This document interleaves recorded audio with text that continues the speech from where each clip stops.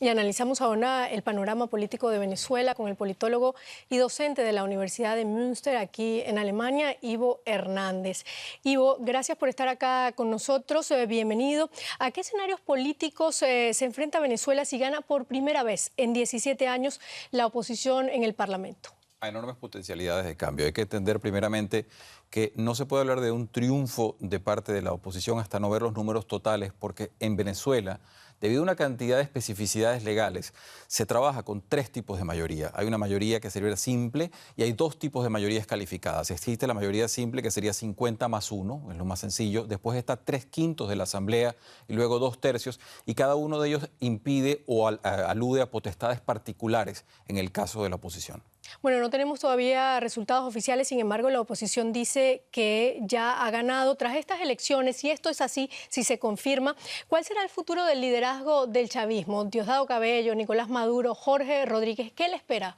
Bueno, le espera lo que tendría que haber hecho, lo que tendría que haber sucedido a partir de la muerte de Hugo Chávez Frías, cuál es replantearse un modelo y algún tipo de discusión posible, porque el país no puede seguir escindido en dos mitades que no se hablan, que no se dialogan y que no tienen además términos comunes. Estas personas que han hablado de no opositores políticos, sino enemigos, y que han volcado a un país prácticamente una migración forzada y una cantidad de elementos que son dicotómicos y que no tienen nada que ver con una democracia, ahora van a tener que entender que el pueblo venezolano les está diciendo de otra manera: señores, aquí hay un país y al final venezolanos seríamos todos, ¿no? Bueno, ¿y qué significaría para la MUT realmente la conquista de la presidencia de la Asamblea Nacional? Dos cosas fundamentales a mi modesta forma de ver. Lo primero, entender que la unión de partidos logró someter una agenda que ha sido validada por una serie de personas, en este caso el electorado, y que ahora tienen que entonces producir no solamente un contrapeso a este ejecutivo que ha fagocitado todos los demás poderes, sino que también tienen que proponer ideas de gobierno modernas que lleven a Venezuela, o que por lo menos logren sacarla del foso prácticamente de cuarto mundo, a donde se la ha llevado con escasez, inflación e inseguridad que no tienen parangón en toda la zona latinoamericana.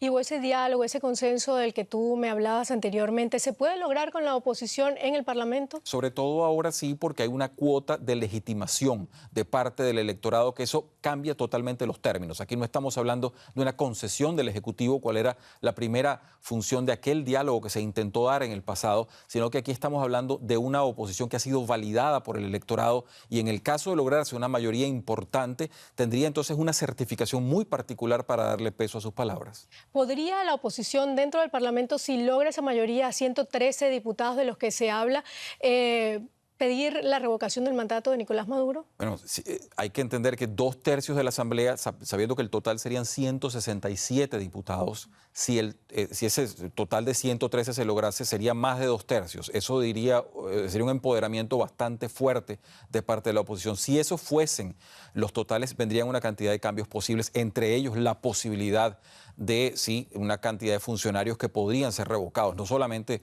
el presidente con una especie de referendo o una cantidad de funciones de democracia directa, sino también otros, la Corte Suprema, en fin, el Tribunal Supremo. Habría una cantidad de posibilidades. Hay que ver, repetimos, mantener en este caso mucha calma y sobre todo atenerse a los resultados empíricos y además a la validez de cómo fueron logrados. Eso es lo importante también. Así es, bueno, estamos a la espera de los resultados de estas elecciones electorales, donde parece que la gente ha salido masivamente a votar, y eso pues nos alegra, porque es parte de la democracia, ¿no? Muchísimas gracias, Ivo Hernández, politólogo, profesor de la Universidad de Münster aquí en Alemania.